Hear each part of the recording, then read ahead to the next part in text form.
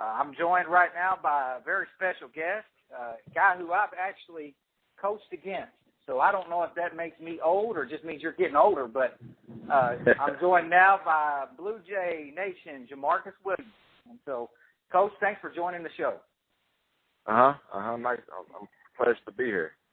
And, I coached against you as a player at Charleston, back when I was at Bell City, Scott County Central, so we crossed paths that way. Now you work for the Charleston school system. You come back home, and you're assistant coach to Danny Farmer. And first of all, congratulations. You guys are going back to the Final Four again, and you just made a tremendous run to get here. So talk a little bit about that. I mean, like, this group of kids was, I said they were marked. People knew they were going to be good when they were little kids. They hadn't got to make this trip yet. This is their first time. So talk about your group of guys. This particular group of guys here, like you said, we've been knowing that this group was something special ever since they were in middle school. And we just, we fell short a couple of times, and we always had high expectations for this group. But the seniors that we have right now, they all played on the varsity team as freshmen. That's right. So every year we play this tough schedule, and we always preach about the reason why we play this schedule and how well we want them to be prepared when it comes time for postseason play. And with them being so young and inexperienced at those younger years, they didn't quite understand how tough the route was going to be. So we might have not been mentally or physically prepared for what we or where we needed to be at. And now that these guys are seniors and they've been in the sectional game 3 straight years and fell short 3 straight years, they finally got over the hump. And it's a great joy to see these guys finally make it after we've been promising them something for so long. And that's the thing about it. You played at Charleston. We've got people that listen to this program all over the state and really in different states across the country. For people that are not familiar with Charleston Blue Jay basketball, the factory, you guys have been so many times to the Final Four. You guys have 11 state championship banners hanging up on your walls. Arguably the greatest basketball program in the history of our state. Now, I'm a Scott County Central Brave, so I can argue with you about that. But the bottom line, we're both, like a part of a great tradition, and you guys, the tradition you have there at Charleston, it's second to none. It really is. And so for a group of kids to come along and finally, break through, I told my brother Toby when we do this program a couple weeks ago, I said, I just got a feeling about this group of Charleston kids. I just have a feeling that they're not going to be denied. And so here you guys are. You had to beat some good teams just to get out of your district, to beat Malden and get out. Right, Malden was tough. That's a good team that you guys beat. Yeah. Then you beat Saxony, who beat you last year. That's another good team you beat. And then last night you beat Whitfield with Mizzou Tiger recruit Torrance Watson, who scored 51 points. And you guys were able to overcome that and not only win the game, but kind of win going away. So just, again, congratulations. It's a tremendous accomplishment. So to all the people that are out here listening, let's switch gears for just a minute. And as a player, you made this trip so many times and finally got to win it your senior year. What advice would you have, not only for your players, but any other players that listen to our program that are out there? What advice do you have for the players that are going up there to play in the Final Four? Let me say this. Going up there 4 years in a row, I think our team made the mistake of switching things up. And all the greats have always said, if it's not broke, don't fix it. Our senior year, we just kept things the same. The locker room, the field was the same. We cracked jokes on each other a lot. We just relaxed. Just do what you always do. Do what you do the previous 30 games. Don't get to the Final Four and decide to be more serious or more focused. You've been focused all year. That's why you got to the Final Four in the first place. So just keep things the same, relax, and just play the game you love. Yeah, that's great advice. And I was talking with somebody else earlier today, one of my former players, Dom Johnson. We made a couple of these trips together, and we talked about that. The first team that we went up there with was a really joking around kind of a team, and they stayed that way. They stayed that way at the Final Four. They went up there, they won a state championship. The second group, they were just more serious guys all year long. They just were that way. They were just older. They were mature. So when they went up there, they stayed true to themselves. And I just think that's some great advice, for players that are going up there. Right. And so, we were talking off the air and just trading some texts and stuff this morning. You played for Danny Farmer, Coach Farmer at Charleston. Now you're his assistant coach. On a personal level, I love Coach Farmer as a man. Just love him to death. When I was a kid growing up, Coach Farmer was the girls' coach at Scott County Central, and he was my PE teacher. He was my coach, like in junior high, JV. He coached us in practice and different things like that, all the way up till the end of my sophomore year. He came to Charleston in 1995 when I was a junior in high school. So we gave him back to you guys. He is a Charleston Blue Jay. He came and contributed greatly to Scott County Central.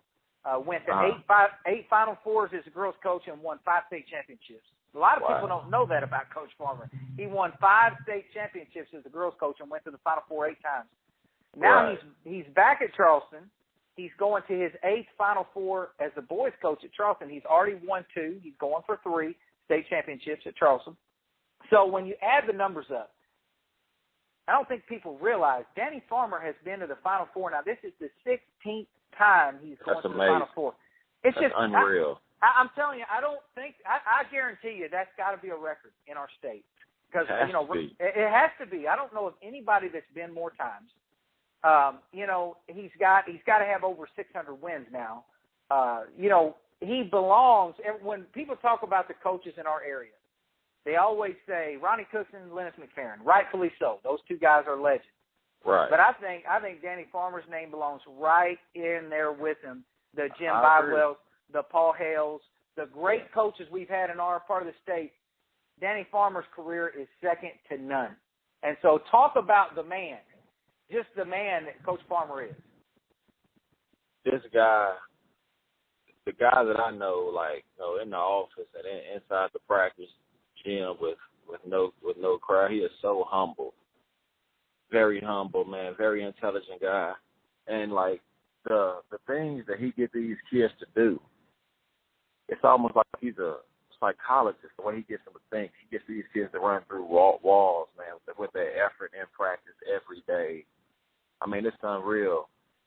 My first year coaching with him was 5 years ago. And the learning curve that I had was harder than any college class that I ever took in my life. I mean, that was the year when I learned that coaching is maybe 25%. I mean, and that's probably too much. I'm gonna say 10, 15% X's and O's. Oh my goodness, preach! Oh my God, the mental, getting these kids to believe in your system and to trust you. That's everything. That's everything. I mean, every year we're not the biggest school anymore as far as size, or even with the size of our kids physically. I mean, we face bigger schools with bigger kids, and we still every year we are still a contender. And we don't feel like we don't feel like we're ever just going out to get beat down by anybody. We always feel like we have a chance, and Coach Foreman gets these kids to believe the same thing. I mean, it's just amazing the way he does it and the things he say to get them to realize that they can achieve anything that they want to achieve if they just set themselves up to do so. And I mean, he just gets these kids to put out a ton of effort, man. It's unreal. And I think that's there's an old saying in coaching. It doesn't matter how much you know. It matters if they know how much you care. The kids don't care how much you know until they know how much you care. And that's one thing I can say for Coach Farmer, just having been around him. I remember I ran into Coach Farmer when I was in college. He lives in Sykeston. This is when his boys, Danny and Ashton, were still younger kids, like in elementary school. I've known Danny and Ashton since they were little bitty kids. And he was out at the Little League fields in Charleston. His kids were playing baseball, and we bumped into each other. I was probably like 20 years old. And Coach Farmer, he stopped. We had this conversation, and we hadn't seen each other in a couple of years. But he treated me like he's seen me just yesterday, you know. Right. And just the way, you know, and like if I call Coach Farmer tomorrow and say, Coach, I need a favor, I know he would do that for me. Like he's Most just definitely. He's that kind of man. And he gave the best locker room talk, the number one locker room talk I've ever heard in my life. When I was a freshman in high school, I was a pretty good player, but there was a kid in our class, in my class, that was always our best player from the time we was little kids growing up. And my freshman year, he got mad at some people at school. His parents got mad at the school, basically, and they moved him to Oran. And so when he went to school at Oran, they already had a good team at Oran that year, so they got seeded number 1 in the Bell City JV tournament. We got seeded number 3. So the championship game, Coach Cookson was actually out of town. He had to go out of town to do something else. Coach Farmer went and coached us in the championship of the Bell City JV tournament against Oran, against this boy who we had all grown up with. Right. We were friends with him, but, you know, of course we want to beat him, you know. Right. But then not only that, but just the disrespect that we felt like we should have been seeded number 1. And in hindsight, it's funny because it's like, you know, do y'all have to seed us number 1 every single year? It's okay if you see somebody else number 1 once, that's fine. But no, not the Coach Farmer. Coach Farmer gave this speech, Jamarcus, I'm telling you. When he was done talking, it was basically, so they're going to seed them over y'all, and they're going to do this, and they think they're better than y'all. And you know how Coach Farmer starts talking, he starts bobbing that head. You know what I'm saying? Right. And he had that head bobbing, and he was really going. And when he was done, I don't care if there was a door in that locker room or not, we would have ran through the wall to play. That's how fired up we were. And we went out and we won this game. So what was his message before the game last night with this group of kids trying to get to the Final Four for the first time? He told them, he said, this is it. He said, this is the opportunity right here. He said, this is the golden opportunity that we've been trying to get you all to have the past 3 years. And I mean, and seniors, DeMarcus Sharp, Mardarion Clark, Jamie Tucker, and Keyshawn Griffin, they knew what it felt like to be denied that opportunity the previous 3 years. So, and our underclassmen, they all look up to these guys. Those guys are great leaders, by the way, those seniors. And I mean, me and Coach Farmer could see it. We could feel it. Like this is our chance. And we knew that the kids believe in themselves, and I mean that basically was his message. He said this is the time right now. So they got this good player, but this team is not better than the team in this locker room. That team is not better than our team right now. And I mean, our kids went out there extremely confident, and they shot the ball lights out because they were confident. You know, shooting is confidence. And I mean, the defense was pretty good, even though that kid scored 51. But the defense was there. He's just a great athlete, great basketball player. But the kids basically they went out there extremely confident in themselves, and they played like they knew that they could win the game, and that's what happened. Wow. I mean, I've got the goosebumps just thinking about being in that room with you guys, and we're all rooting for you.